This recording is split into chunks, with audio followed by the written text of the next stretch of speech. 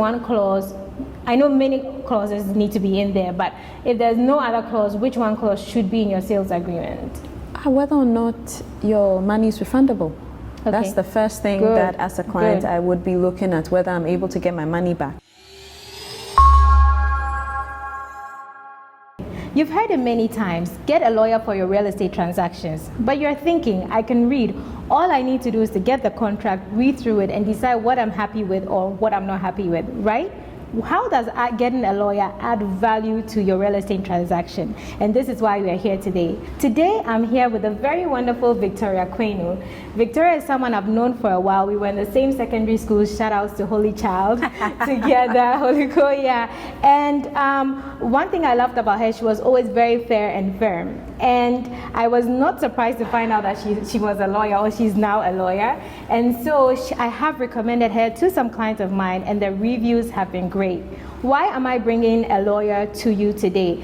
As your real estate agent, I find it very important that you are checking your clauses to make sure that whatever you're signing on is benefiting you for the long term. And so I always recommend, especially when it comes to lands and certain types of properties, to hire a lawyer. So that's the reason I brought Victoria on today, so that she can answer some questions that we have on our minds. Welcome and thank you. Thank you for having me here, You're welcome, Anna. you're welcome. And hello, real estate lovers. Yes. We can all read our contracts. We can all, I can take a contract and read it like, I don't like this, I don't like that. I'll tell the developer. How does hiring a lawyer bring me added value? What am I missing thinking that I should do it myself?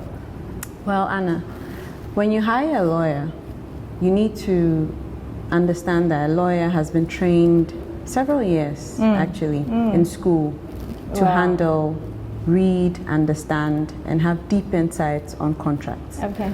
Now, your lawyer is in your corner fighting for your rights.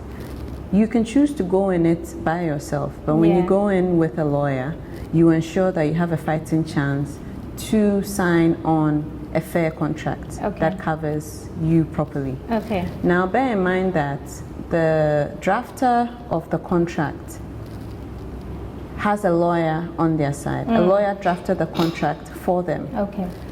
In favor of their rights. Okay. So the obligations for you can be onerous. When I say onerous, I say that to mean it can be overbearing. Okay. It can ask you to do certain things that you may not ordinarily want to do. Yeah. But because you don't understand what as lawyers call legalese, legal language, you may not understand that this is what it wants you to commit to. Okay. And you may commit to certain things that at the end of the day you may change your mind and say, if I had known this is what the developer wanted me to sign on, I would not have signed that agreement. Interesting. And people find this out belated. Later, when it's a bit late. That's interesting. Can you give me an example of a situation or a scenario, a clause where, an investor would have otherwise let go of that maybe you read and said, oh, this is something that we need to look at. Not necessarily take out, but we need to look at and rephrase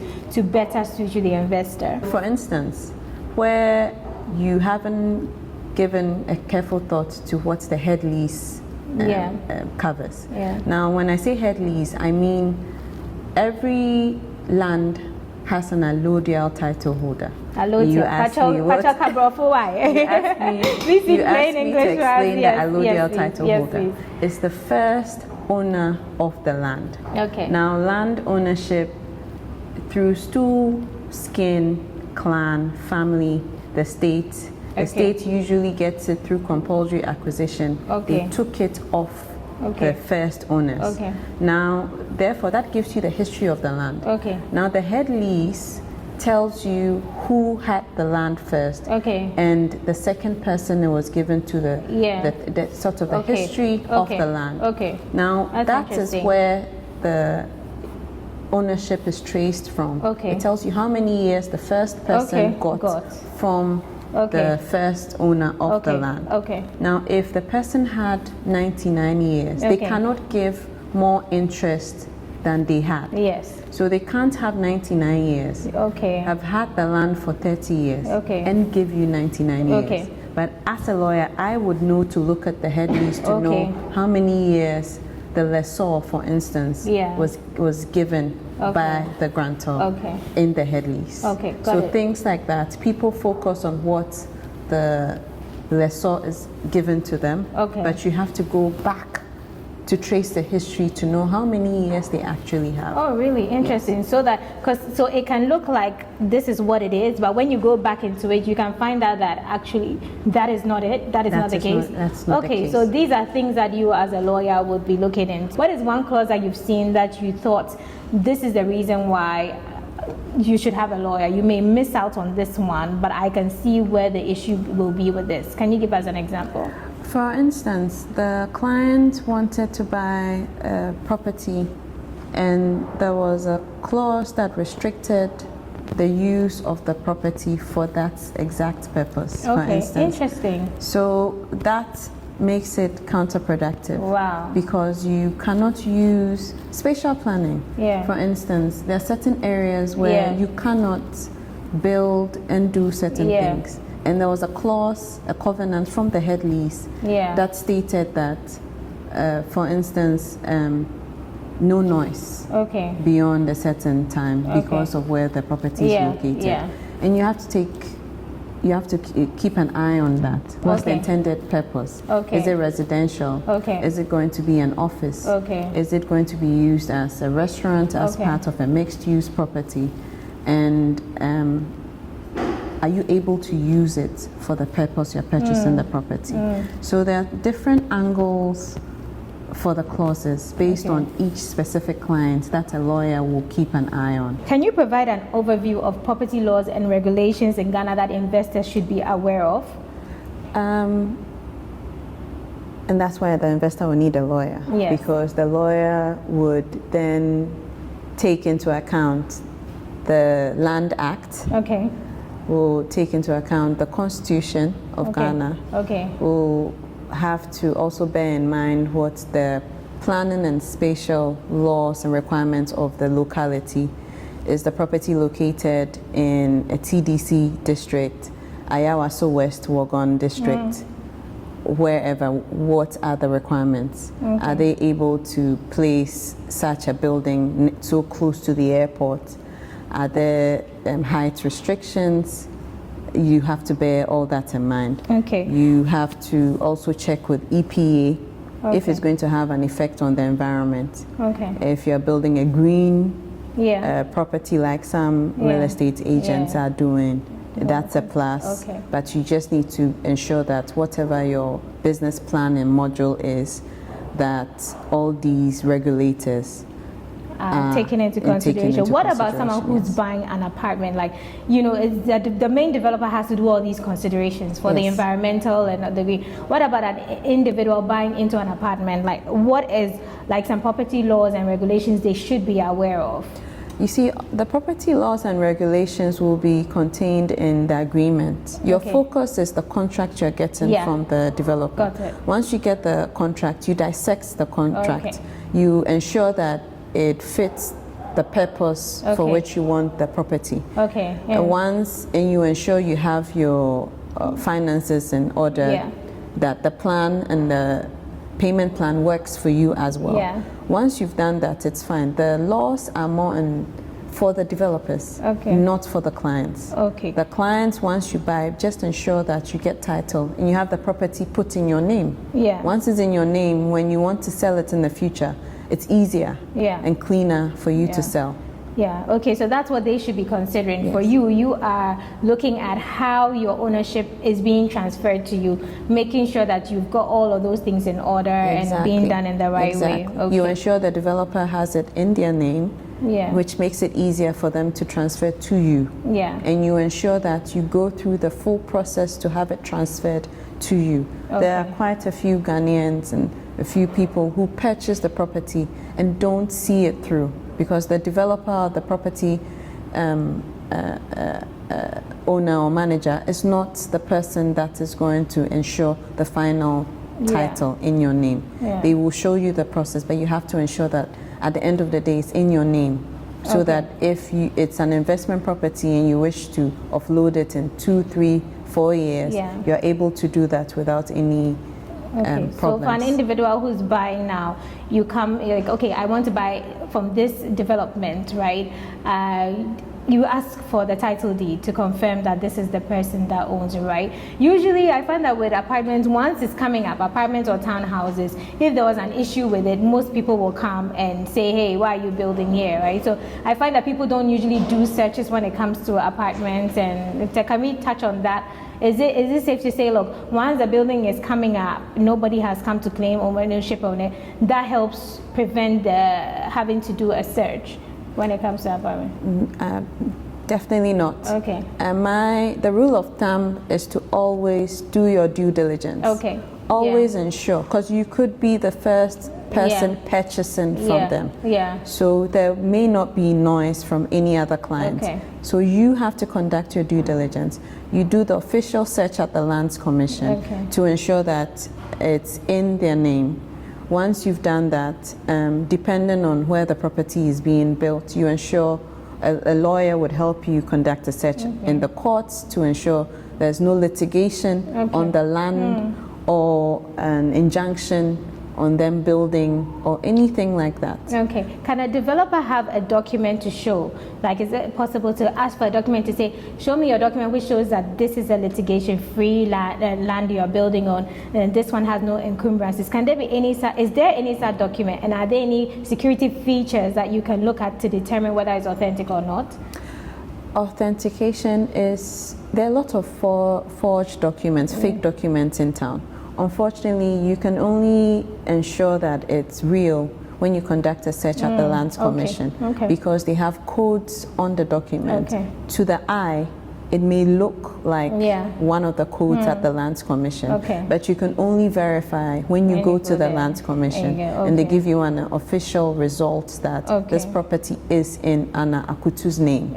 And therefore you can use that as a basis to purchase the property. If there are any issues, then you can take the Lands Commission on that you gave me false information that Anna owned the property. True. So that's the safest way to go. It's the safest route to always ensure that you conduct the searches, because then you're relying on these regulators to tell you that these documents are authentic. Yes. What are some common legal pitfalls or challenges that investors face, and how can they mitigate these risks? How can they reduce like the potential of these risks coming to them?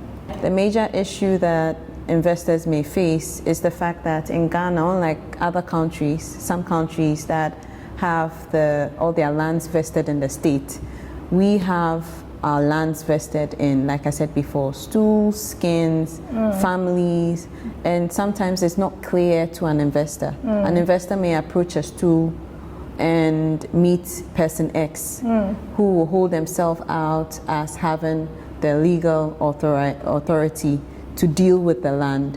They may go through the whole transaction, money will exchange hands, and then they'll find out later that the person didn't have the authority.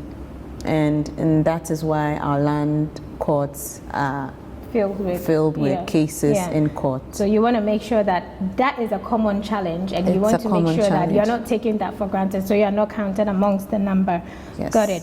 What is an important clause an investor should not miss in their real estate contract, sales agreement? If there's any clause, this one clause, it has to be there. Will I say one clause? I'll mention a few. So I would say that it should have the root of title. The root of title, as I said before, gives you the history, the background of the land. That the Kass, the Numumashi family settled in this area first, and they sold the land. You'd be checking. So for your sublease, for instance, you'd have to check, where did they get the land from? Who is the grantor? Who's the first Alodia title holder? Is the Numumashi family? Is the Osu stool? And from there it went to the X family. And the X family are therefore now doing a joint venture with XY developers. So they have legal title because we can trace the root of the title. Once we check at Lands Commission and what they've put on the paper is what is on the ground, then we know we don't have, on the face of it, we don't have any issues. So then, first check. We check in court There's no litigation on the Okay. property. Okay. And you can check, and it's registered in a developer's name, and there can still be litigation because internal fighting between directors. There can be internal fighting between the chiefs, internal fighting in families. So if there's nothing in court, no litigation, then you're able to proceed knowing that no one is going to come and ask you to pay money again because money was paid to the wrong person. Got it. Now, so the clause with the root of title is crucial, because without that, after paying all the money, Lands Commission won't be able to register your title, because that's one main clause that they look out for. Okay. So Now you also need to ensure that you have their consent through the registration for title process. You need consent. You mentioned the sublease and then the sales agreement. You have to make sure that when you are buying, you are given the sublease, you're also given your sales agreement, they're given an offer letter, reservation form, but the most important documents to review are the title deed and the sublease, right? And then the sales agreement. Okay, so you would have your sales agreement, which would basically it's an agreement just saying how you're going to pay for the property. And it's going to say that maybe you pay it in 4 or 5 tranches based on what you're able to afford and based on how flexible the developer is. You would generally agree on that. Your sublease would then show how title would come to you. And then the offer letter would show the final price that you would be paying for the property. Now, after you have all these documents, you have to do your due diligence, and you would therefore ask for copies of their landed documents, their title deed, whatever lease indenture they may have. Yes. If they share this with you, you need a site plan as well. If they share these documents with you, then you can inspect the documents. You can have your lawyer go through, and your lawyer will conduct an official search with the site plan to ensure that it is plotted and it is in order to do the due diligence. And once that bit is done, then the terms of the contract of sale can then be signed, and then you can give them the first payment to start it's the important process. to make sure you do all these before you make any payment towards it, because even some of the reservation fees are always non-refundable. So when it comes, don't take it for granted, don't feel rushed. Make sure that to the best of your ability you are reviewing all these things and it's in order. We talked about the sublease. Can we quickly touch on sales agreement? What is one clause? I know many clauses need to be in there, but if there's no other clause, which one clause should be in your sales agreement? Whether or not your money is refundable. That's the first thing that as a client I would be looking at, whether I'm able to get my money back. If I'm able to get my money back, under which terms? Am I getting a full refund? Am I getting the money less administrative fees? And if it's less administrative fees, is it so expensive that the administrative fee is pegged at $10,000 when the reservation fee is also $10,000, meaning it's not refundable? Or is it 60% of the amounts that you paid for your reservation fee? Are you comfortable with losing that amount of money? It's for some clauses in some agreements, it is of the sum paid. Because maybe you may have paid 2 installments, so it's of that installment, the cash they have. So you want to check whatever it is. Like what you're saying is make sure that you are checking how you can get your money back in the event that you are not able to proceed, in the event that they do not deliver and they say they are going. Because anything can happen. You need to ensure that there's a force majeure clause. We all remember what happened during COVID. As flooding, so many things can happen. You just always need to ensure that things are not framed in such an onerous manner that they are able to delay completing the property for 3 years without good reason. Now there are situations where one may have a clause in an agreement, and even though it's there, so there's a clause in an agreement, the investor is happy with it, then that situation plays out. Where they can now arm themselves with this clause, right?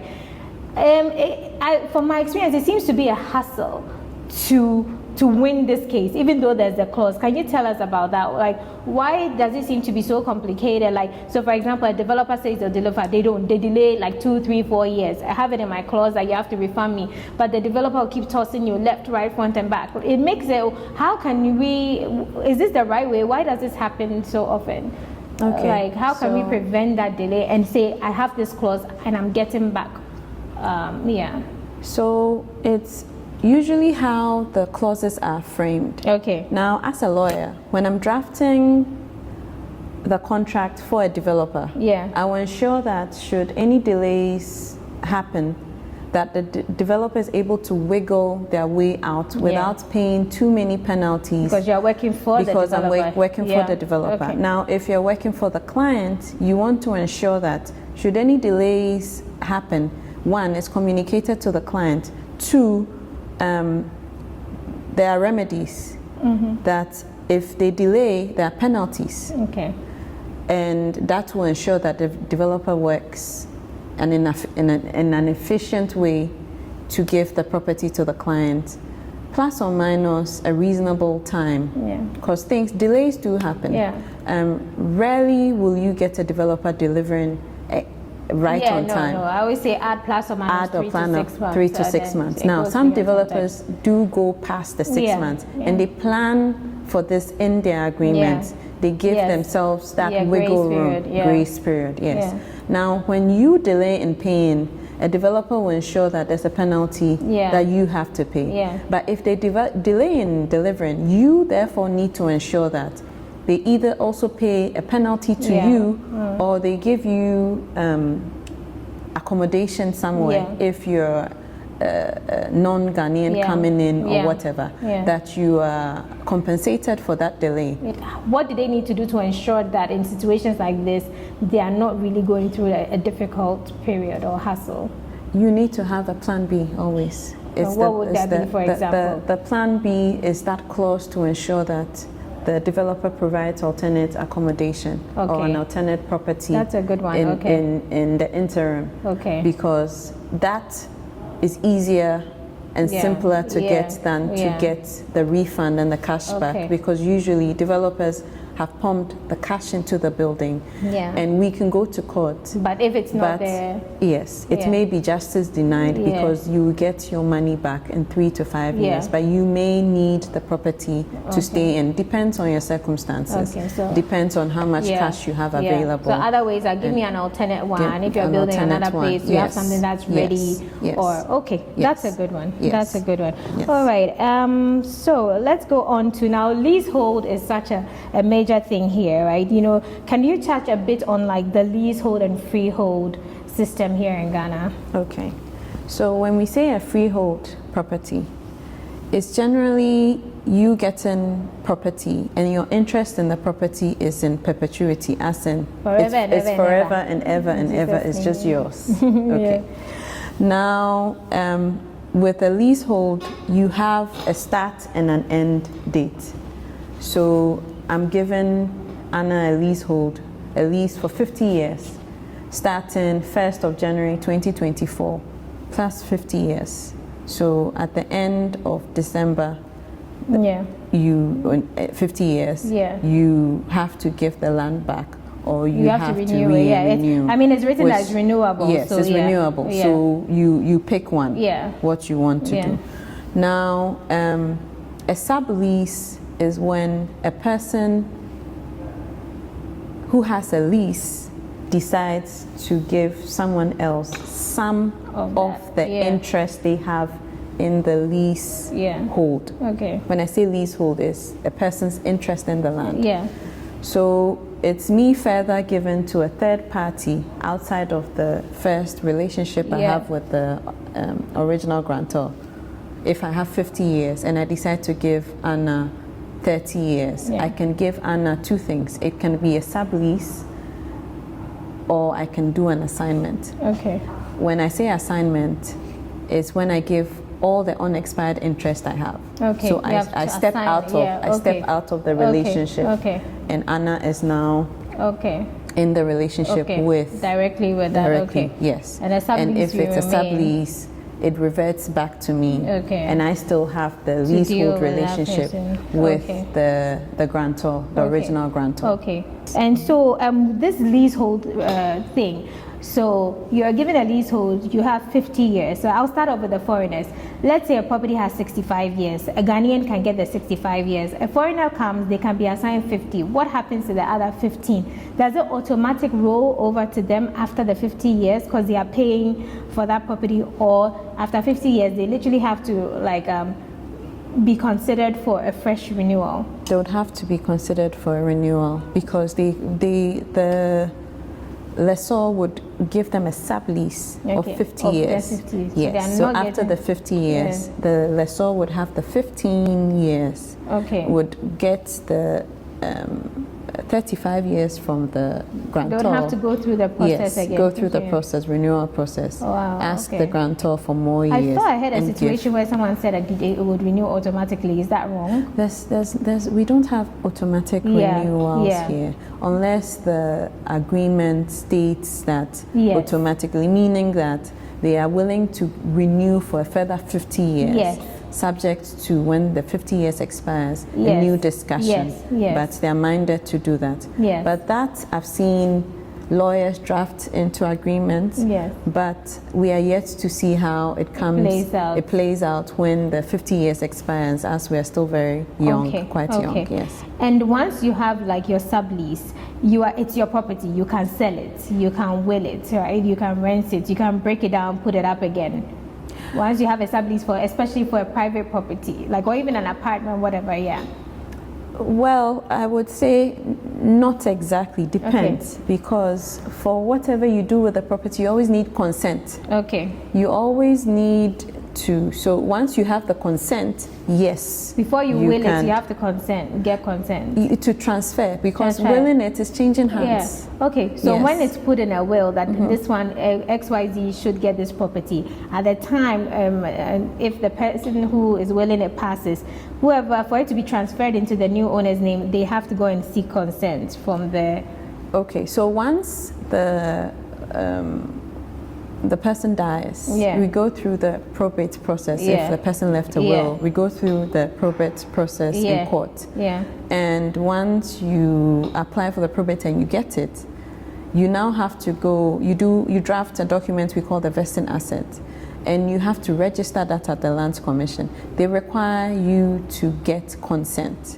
That now is no longer in the subleasee's name, is now in X person's name because the mother has passed. Each time you're going through a registration process at the Lands Commission, they require consent. They will ask you for consent from the stool, from the municipality, from the family, from whomever you got the interest, the rights in the land from. They'll ask you for consent. It's new in our law, but it's the new process now. They'll ask you to get consent. Good to know. So if you're getting the property through a gift, they do ask for consent. It's just to verify that everyone is aware of this transaction happening on the land. Yes. And to keep it safe. And some agreements may have clauses that restrict such transfers. And that's the reason why you have to interrogate your agreement to be sure of exactly what you have, what you're able to do, and what restrictions there are to Thank you. See, this is why it's important. You know, we think we know because we can read and see, but there are so many things, especially as I said, they've been through, like they've been trained, they've been guided, they know what to look out for, and they are in the industry and are aware. It's their duty to know of all the new things that we may not know of. That's great. I'd like to take a moment to thank Kass Towers. See this lovely place that we are. This is the rooftop mini golf area for Kass Towers. Kass Towers has now been completed and it's renting. So if you're looking to rent studios, 1 or 2, or even 3-bedroom apartments, just reach out to me and I'll be happy to guide you to do so. And there are a few selling as well. So thank you so much, Kass Towers. All right, so let's go back to it and finish and round this up. What due diligence process should investors undertake before purchasing property in Ghana? Okay, so to conduct due diligence, with the help of a site plan, the Land Commission will conduct an official search. The official search will give you the history of the land, the first owners, who got it next, who got it in 2018, in 2022, who got it.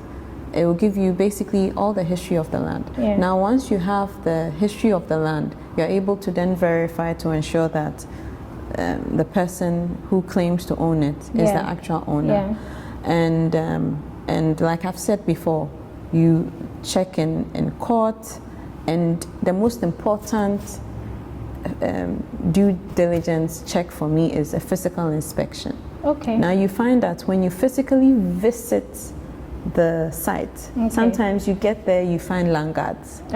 Sometimes you get there, you find notices stating this property is not for sale, is owned by X. And you can visit, even if you're not in Ghana. I like to always say for our global audience, you can have your trusted lawyer or trusted real estate agent or person on the ground to do those checks for physical inspection. And you get there, and sometimes if you're not able to see anything, you can speak to someone who shares an adjoining land wall with the land. They'll give you all the filler. And they'll give you all the filler. Give you all the ins and out that, this land, that it has no issues. Or they can tell you that, you know, this land has issues. So aside from the search and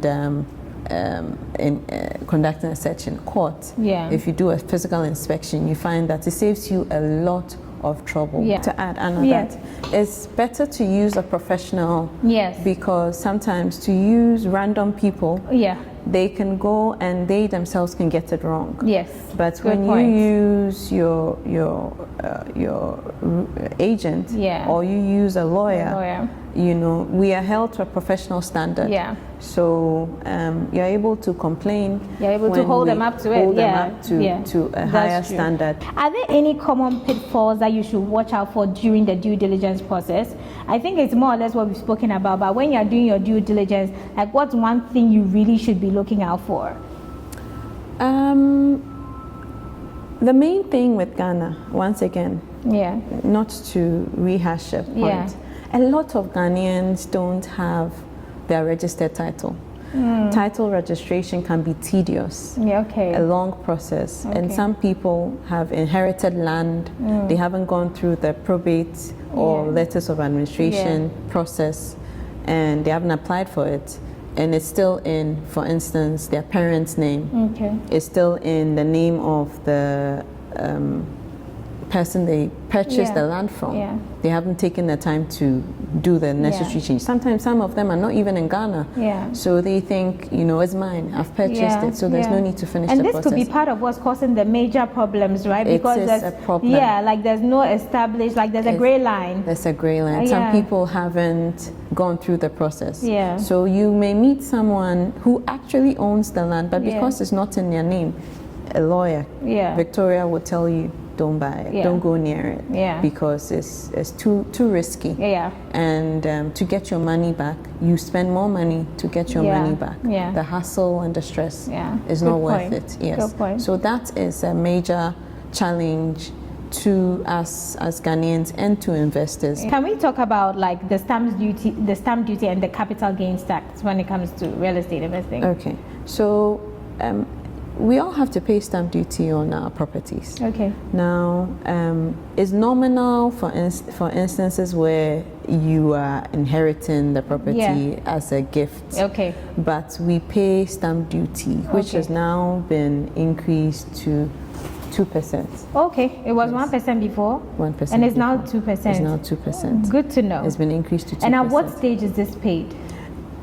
When the property is completed? Once the property has been given to you, before you register the property, you have to pay your stamp duty. And it's up to, right? Not necessarily, because when it was 1%, as far as till day, they say I was today years old learning that it's 2%. It was like it's up to 1%. Sometimes it doesn't reach the 1%. Is it still up to 2%? They have to assess it for you. You pay the stamp duty before registration. That is the first step. Wow. Just before it's put in the client's name. Okay. You have to pay stamp. It's the first thing they do with the document. Okay. Before they do any registration. Okay. They charge you the stamp duty. Okay. You pay the stamp duty, they stamp it, then they can deal with the property. Okay.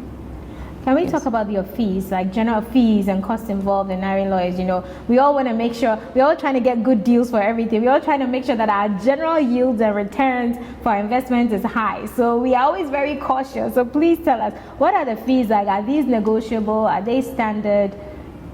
Yes. You know, lawyers are guided by the Ghana Bar Association's scale of fees. So we have that, and anyone can find it online as well, which guides us. So you find that we stay in that range, and for the most part, for litigation, for instance, it's between 10 to 20% of the value of the property. However, it's negotiable. Okay. Lawyers can price themselves lower than 10% Okay. or higher than the 20%, but the 10 to 20% is a guide. Okay. Now, in terms of legal drafting of reviewing conveyancing real documents, estate, reviewing and all of that too, lawyers tend to price themselves between 7.5% to 15%, depends Of on the value of the value of property. the property. Okay, Yes, is it that is what we negotiable? Can use. someone say It's for me, I have a negotiable. flat rate, I take maybe Yes. $5,000 or Yes. or 5,000 CDs or Yes. 10,000? You can Yes. do that. Okay. Most lawyers may use case-by-case instance. Do to you charge. do that? Do you do?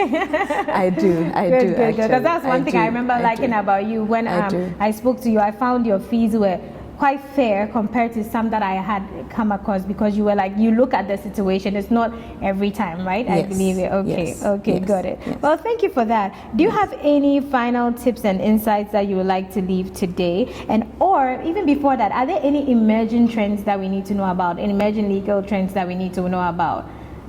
In the system? Is there anything we need? For example, we talked about the freehold and how it's changing. You talked about stamp duty. Anything else? So I will just say, in terms of the bylaws that we have, the world is changing, Yeah. and developers are creative and coming up with different plans and modules. Yeah. But given the fact that people are now able to do Airbnbs, Okay. and we're learning from how the world is evolving, it's interesting for us as lawyers, because then we have to find innovative ways to draft to ensure that both parties are protected. Okay. And when we're negotiating, to make sure that everyone's rights are covered in this regard. And our new Land Act covers all our rights, actually. Although some changes may come up with court cases every now and then, at the moment, just ensure that you work with reliable agents like Anna, and you ensure that, because she would do her due diligence Yes. as well, Yeah. and then you get authorized and trustworthy professionals, a lawyer, Yeah. who will guide you throughout the process. Okay. And just think of a lawyer as multivites. Okay. If you take one a day, Multivites. Okay. Yes. One a day. you take one a day, it prevents, Understood. Preventive. Precaution. precaution. You will just Got you. ensure that Got you you. have a go-to lawyer who will review and prevent future catastrophe, as in your money getting locked up because the clauses are skewed Yeah. against you. And I don't think anyone should rush a purchase Yes. because it looks lucrative. Yeah. Always ensure Yeah. that you have Yeah. your agreements reviewed, Yeah. because if you sign it, it Yeah. won't be a lawyer or the agent's Yeah. fault. It would be your bad decision. Yeah. Yes. And that's one thing I always make sure, I always tell the clients, let's take the time. It's not a rush to get a sale closed, to get, for me to tick a box, because it's huge money. So I'm always like, this is the contract, take the time to review it. There are times where we've had, even working with you, where we've had situations where they say like it to take a month or 2 months, but after everybody feels like yes, and we find that some changes are made which works to the benefit of all. Yes. So it's really quite important to do that. And so thank you very much for that. And my tip is in line with that, that please make sure that you review your contracts and bylaws prior to making any payment. Sometimes you just take it, you are thinking, oh, it'll be fine, I've bought with them before, I don't need to do it. Just review it. Today we are here speaking for the investor, so that's what the tip is about. Thank you so much for taking the time to be here, for sharing such valuable insights. Please don't go away. We have another video coming very soon, and so stay tuned to watch it.